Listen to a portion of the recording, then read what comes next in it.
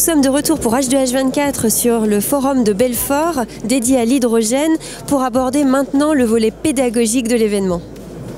Bonjour François Vadel, vous êtes de la société Engie et vous nous présentez aujourd'hui sur le salon de Belfort de l'hydrogène pour les enfants. Expliquez-nous tout. C'est ça, notre ambition c'est d'expliquer le plus simplement possible comment on fabrique de l'hydrogène et de l'hydrogène vert. Donc on va présenter ici la fabrication avec cette électricité verte de l'hydrogène vert. Et ensuite, qu'est-ce qu'on en fait? On va par exemple la comprimer, la mettre dans des réservoirs. Et ces réservoirs, on peut les embarquer à bord d'un véhicule.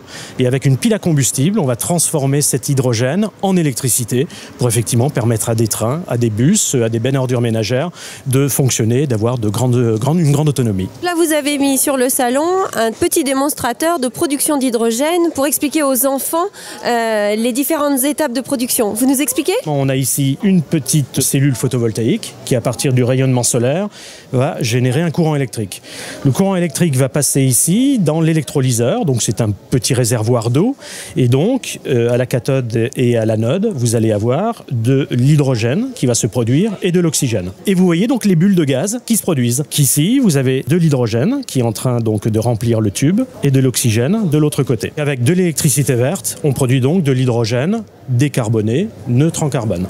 Et la troisième étape? On va envoyer l'hydrogène vers une pile à combustible. C'est ce petit dispositif qui va retransformer l'hydrogène en électricité. L'hydrogène est parti vers la pile et on va voir ici que l'on a donc une intensité qui est en train de se produire et on peut par exemple alimenter un petit moteur à partir de l'hydrogène. C'est particulièrement intéressant quand vous avez des éoliennes ou des panneaux photovoltaïques qui fonctionnent à un moment où on n'a pas besoin de cette électricité. Eh bien, pour la stocker, il faudrait soit des quantités énormes de batteries, ou sinon, la solution, eh bien, c'est de stocker cette électricité sous forme de gaz, sous forme d'hydrogène, que vous réutilisez quand vous le souhaitez par l'intermédiaire d'une pile à combustible.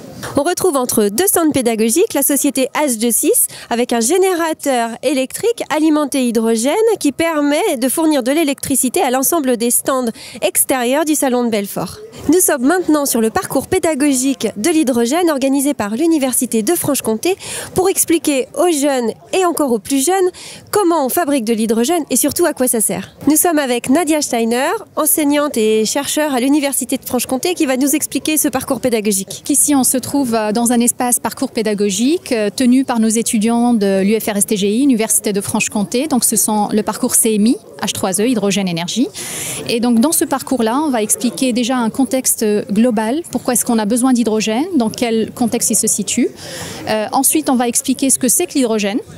Pourquoi cet intérêt dans l'hydrogène et pas autre chose.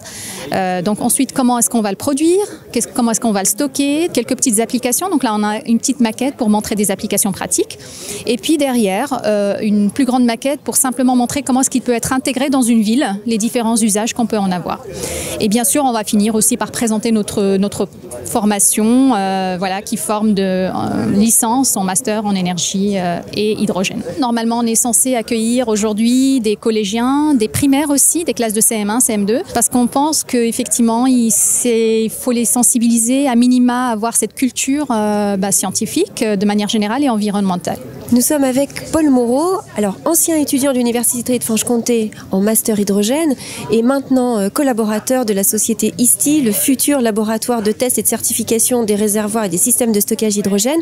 Alors Paul, est-ce que tu peux nous expliquer sur cet atelier pédagogique avec les enfants ce que tu présentes aujourd'hui, le type de réservoir et ce que l'on peut faire avec ces réservoirs? Alors nous ici on parle du stockage. Donc le stockage ici par exemple on a un exemple de stockage gazeux. Donc c'est le réservoir qui stocke l'hydrogène sous forme gazeuse. On peut retrouver sur ces réservoirs du 350 ou du 700 bar suivant l'application, notamment le 700 bar qui est beaucoup plus compact, donc qui va aller sur les véhicules légers, et le 350 bar qui va plutôt servir aux bus et aux camions. Ici c'est un 350 bar, c'est des réservoirs qui sont fabriqués en fibre composite.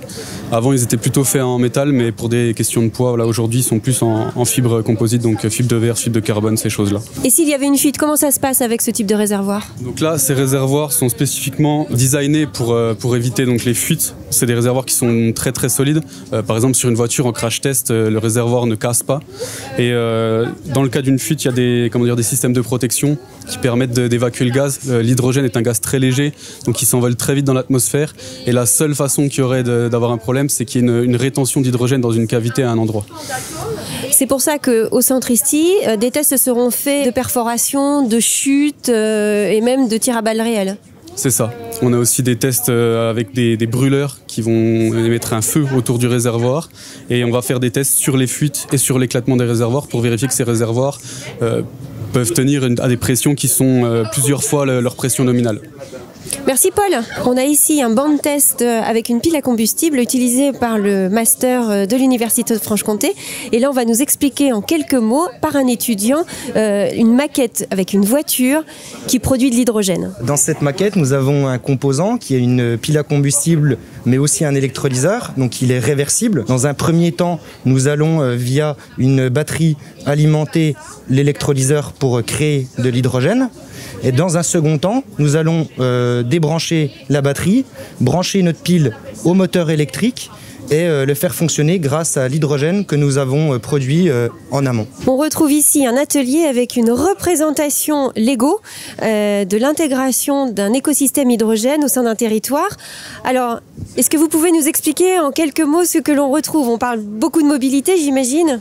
Ici, dans un premier temps, on retrouve la production d'hydrogène vert avec les éoliennes et les panneaux solaires.